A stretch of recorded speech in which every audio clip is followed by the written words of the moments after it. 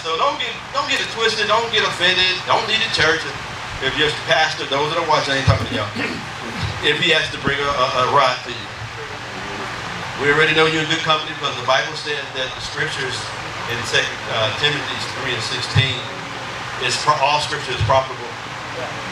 Right? For reproof. Right? For correction. For it instructs. Right? In righteousness. That's what it is. So yeah, the word is tight, but it's right. You need to be around pastors that will tell you it ain't just glossing over you, not just speaking good things to you, but they're abrasive. They will challenge some things in you. I thank God for Apostle Buford. Man, I mean, it was a blessing. Not then. I took it, but it wasn't a blessing then. But it's a blessing now. I can look back and say, man, I thank God, you know what I'm saying, that he was, plus I was a vice lord in gangs and all that stuff, so I couldn't have nobody get up there and say, are you all right, Steve? I need somebody to be like, dude, get yourself together. We all come from different backgrounds, but we need to understand, we need shepherds that got a rod and a staff because they both gonna comfort you. If you leave one off, you will not have comfort in the long term. Next verse. Thou prepares a table before me in the presence of my enemy.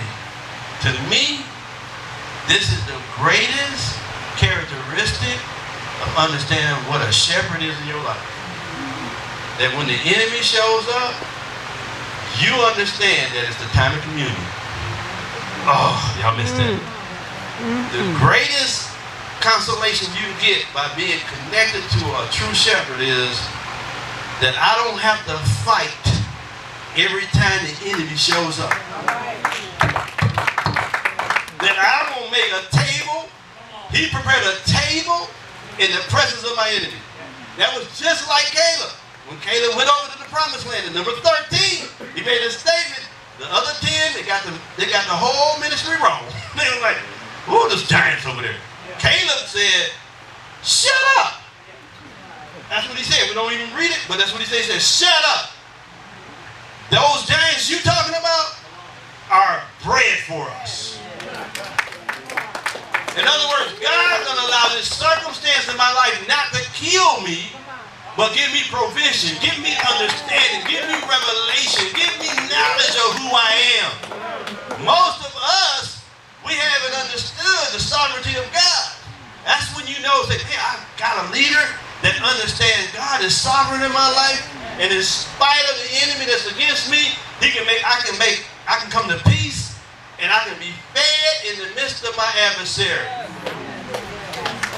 He prepares a table for me in the presence of my enemy. Sometimes God won't remove your enemies. Amen. You need shepherds to tell you it's going to be all right. That no weapon formed against you going to prosper. Y'all all right? This is good stuff, man.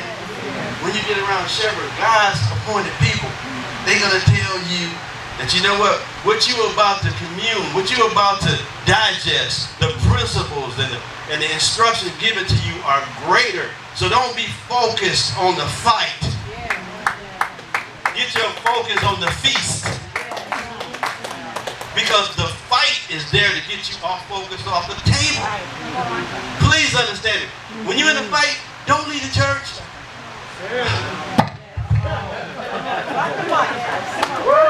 That was the first time in a long time I dropped the mic. This is a lot of money, but that was a moment.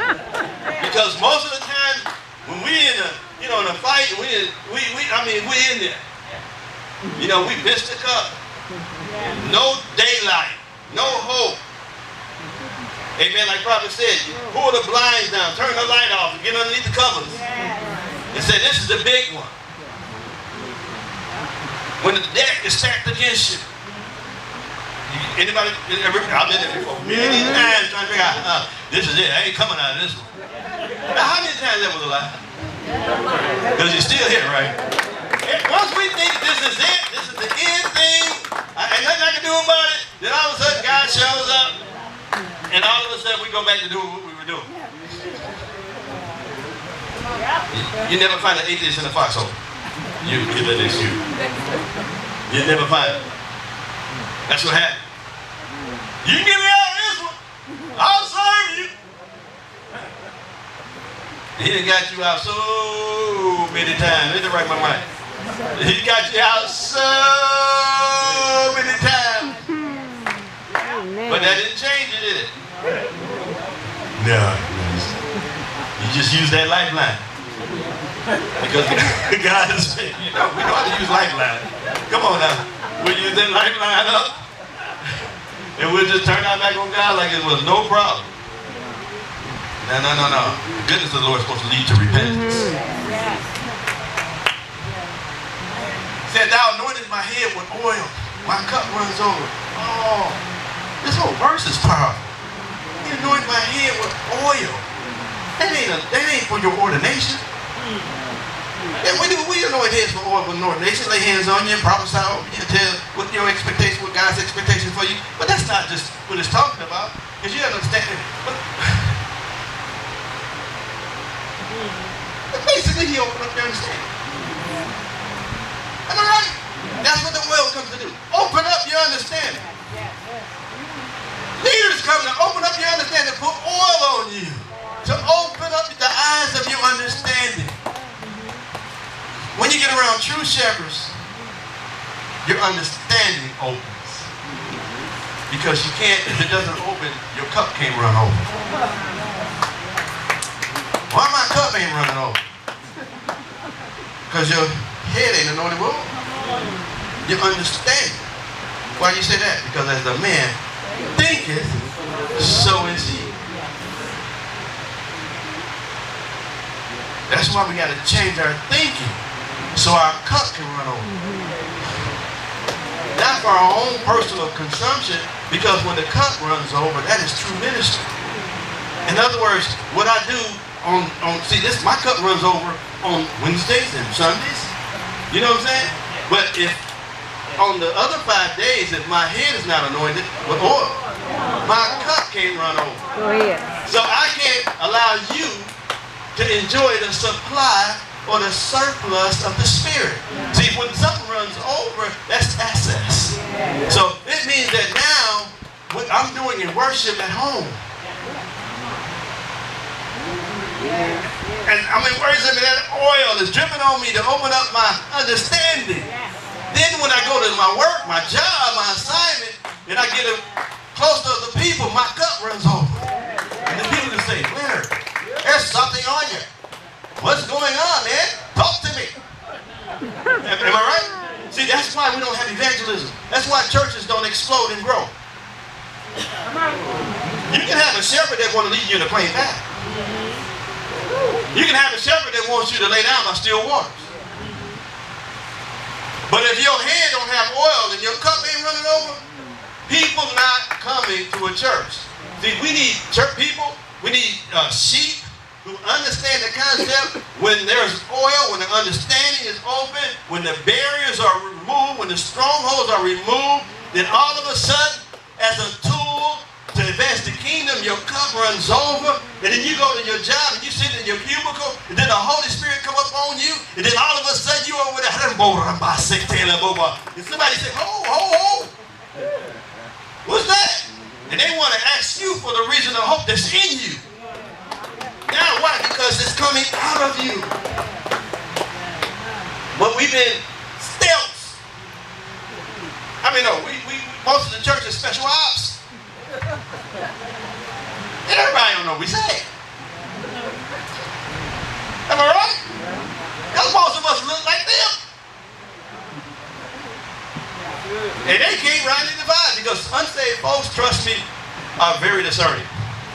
I could spot a hypocrite when I was not saved up the street. One of those people. Because they did what I did. And Lord forbid, I didn't want to be a hypocrite. I did not want to be a hypocrite. I want a guy that if I'm going to give you my life, do what you want to do with it. I want my cup to run over. I'm not just going to have knowledge. I want to have an impact. I want to have influence. So when your cup is running over, when you understand you're in a church, that means you've been shepherded properly, your cup runs over. That means what you're getting instruction on Sundays and on Wednesdays, on the Tuesdays, Thursday, Friday, and Saturday, you're doing something which you got on Sunday and Wednesday. Because your head has been anointed with oil. Now your cup runs over.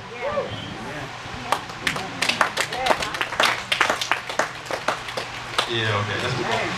We got one more left. Y'all got that though? I don't know, but that's what I want. I want this house to be able to say, man, I belong to a pastor that's a shepherd after the heart of the Father. I'm reading two scriptures over Jeremiah. And then we're going to close this thing out. But these are some simple principles that's going to help you. You need to feed on Psalm 23. And it's going to help you understand my role in your life. Yeah, we took a prophetic journey. We dissected and did an exegesis on it some time ago.